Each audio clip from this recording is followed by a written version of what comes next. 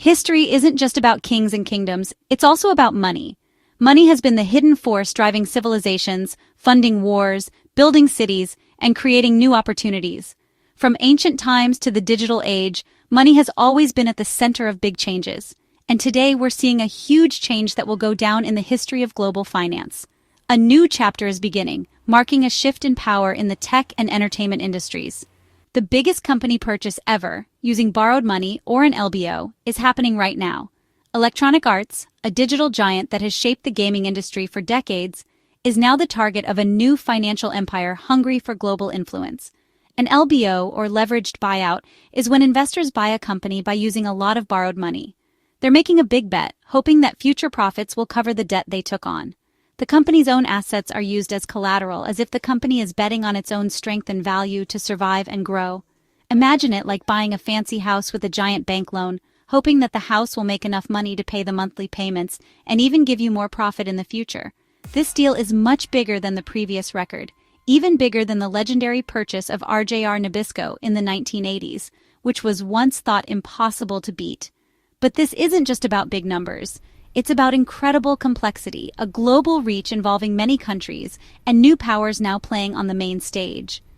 Sovereign wealth funds and private equity firms with extensive political and economic networks are changing the rules of global finance, creating a new landscape full of challenges and opportunities. Understanding this deal means understanding the new forces shaping our world, where technology, money, and geopolitics are intertwined, creating a future we've never imagined before. We'll talk about who the main players are, how the financial mechanisms behind the scenes work, as well as the risks and potential gains that will decide the future of Electronic Arts and maybe even the entire gaming industry. This isn't just a Wall Street story. This is a story about how money, power, and innovation are reshaping the world, one big deal at a time. Every big money story has its stars, and behind every major move, there are powerful forces coming together and battling it out. The world of global business is always full of tricky plans, big dreams, and teamwork between countries that shape the future of industries. This time, all eyes are on a strong team-up, the Public Investment Fund of Saudi Arabia, or PIF, and affinitypartners. They're not just players, they're the main drivers changing who has power in the world's economy. PIF, Saudi Arabia's big money fund, has a huge goal: to make the kingdom's economy about more than just oil and gas. They want to build a more varied future, putting money into new areas that promise to grow for a long time. Buying Electronic Arts is one of the main parts of their Vision 2030 plan, a big step to get a strong foothold in the digital entertainment and technology world. With them is affinitypartners, owned by Jared Kushner, a private equity company known for having many connections in the Middle East and being good at handling deals worth billions of dollars. Kushner acts as the planner and the bridge, connecting Saudi money with new ideas and technology from the West and opening up chances for teamwork across continents. For PIF, this is more than just making money. It's about getting influence, learning new things, and getting a stronger position in the super fast-growing global game market. Together, they are creating a new way of doing global business, mixing a country's big dreams with the skills of private money groups and causing big changes that will be felt all over the international business world. The PIF is now a global investment powerhouse, driving Saudi Arabia's big changes. Behind the bright lights of Riyadh, the kingdom's huge vision is coming true, building a future that's more varied and lasts longer. Their plan is to put money into industries that will last, move away from just oil, and make new areas stronger, like tech, clean energy, and online fun. All of this is to make chances for the kingdom's young people, who are good with tech, full of ideas, and ready to compete all over the world. The fund's money in games, shares in Nintendo, Activision Blizzard, Capcom, is part of a big plan, putting Saudi Arabia right in the middle of the world's interactive entertainment business. All these steps are leading to a big moment, owning all of Electronic Arts, one of the biggest game companies in the world. For Saudi Arabia, games are more than just a business. It's a way to get young people involved, build creativity, and make the country's digital identity stronger. By building a new kind of economy, the kingdom is setting up a strong base for future generations to be creative and stand on their own. This purchase isn't just about money, it's also about world politics, making Saudi Arabia's place in the world stronger. Now, a big part of Western culture is moving to the Middle East, opening the door for cultural sharing and working together across different parts of the world. Owning EA gives the PIF global power in digital entertainment, making Saudi Arabia's reach bigger in the world's creative industries. Now, Saudi Arabia's voice is being heard more and more in global digital talks, shaping what the entertainment industry will be like in the future. This is a bold statement. Saudi Arabia wants to lead not just in energy, but also in the digital economy, proving that the kingdom is ready to be a major player in this new era. Jared Kushner's jump from the White House to global finance is a modern power story. With affinitypartners, he got billions from the Saudi PIF, making himself a key go-between for the US and the Gulf. In the EA purchase, Kushner was more than just a money man. He was a clever planner and a diplomatic talker. His connections and experience gave the group access and trust that Wall Street alone couldn't match. For Affinity, this deal was a big moment, proving that political connections can turn into financial power.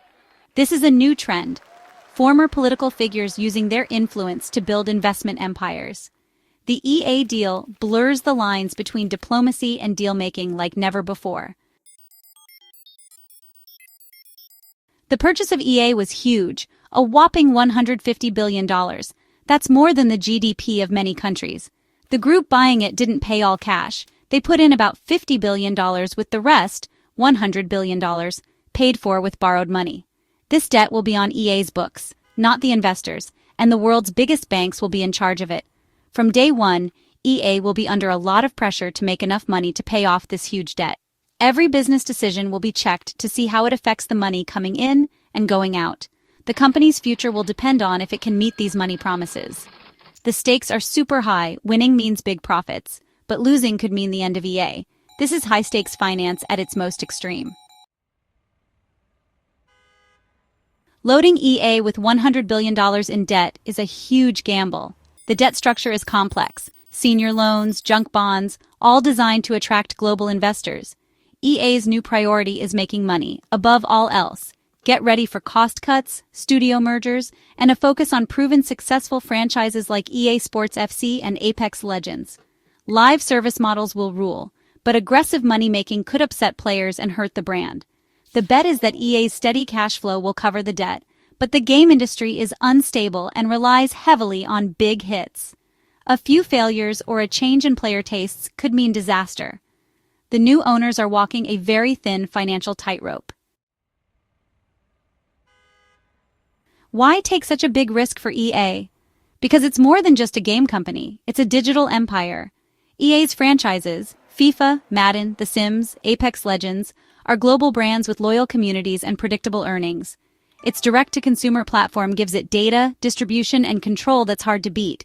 This makes EA's cash flow stable and attractive for a debt-fueled buyout. For investors, it's the perfect mix: recurring revenue, valuable intellectual property, and a loyal global audience. EA is a tech company, a media company, and a consumer brand all rolled into one.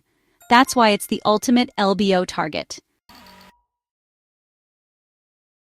But this purchase is full of risks.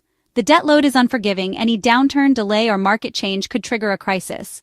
Creative stagnation is a real threat. Prioritizing short-term profits could damage EA's beloved brands. Gamers are passionate and vocal, lose their trust, and sales could crash overnight. Geopolitical and regulatory scrutiny will be intense, especially with foreign state ownership. US and European regulators might impose tough conditions or even block the deal. Managing EA under this pressure is a huge task. The biggest LBO in history could easily become its biggest failure. The EA purchase is more than just a record-breaking deal. It's a new blueprint for global finance. It shows how sovereign wealth funds and private equity can team up to buy important Western assets. Expect more huge deals, more companies joining together, and more eyes on foreign money going into tech and media. This deal will start big talks about national security, cultural identity, and how far global money can reach. What happens next will set the rules for finance for a whole generation. If it works out, it'll inspire even more big deals. If it fails, it'll be a big lesson. Either way, the game has changed. The stakes are higher, the players are stronger, and the world is watching.